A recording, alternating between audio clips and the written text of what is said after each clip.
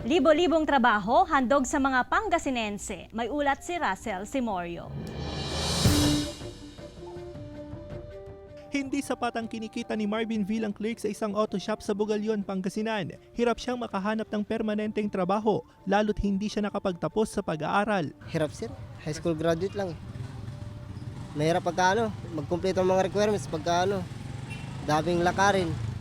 Libu-libong trabaho ang alok ng Provincial Employment Services Office ng Pangasinan. In-demand pa rin sa bansa mga skilled workers para sa Build program ng gobyerno. Naghahanap din ng mga customer service at factory workers. Ang target kasi natin, mabigyan ng trabaho ang karamihan at lalapit na natin ang mga trabaho sa mga tao. Sa ibang bansa, nagbukas ang Japan para sa mga dayuhang manggagawa sa sektor ng food service, construction at agriculture. Mga skilled workers din ang kailangan sa Middle East. Malaking kita dun sa abroad.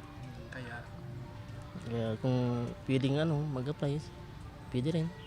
Samantala, magkakaroon din ng job fair ang Civil Service Commission bukas, katuwang ang peso bilang bahagi ng selebrasyon ng anibersaryo ng Philippine Civil Service. Kasama si Ron Alistair Tañedo, ako si Russell Simorio, naghahatid ng Balitang Amianan.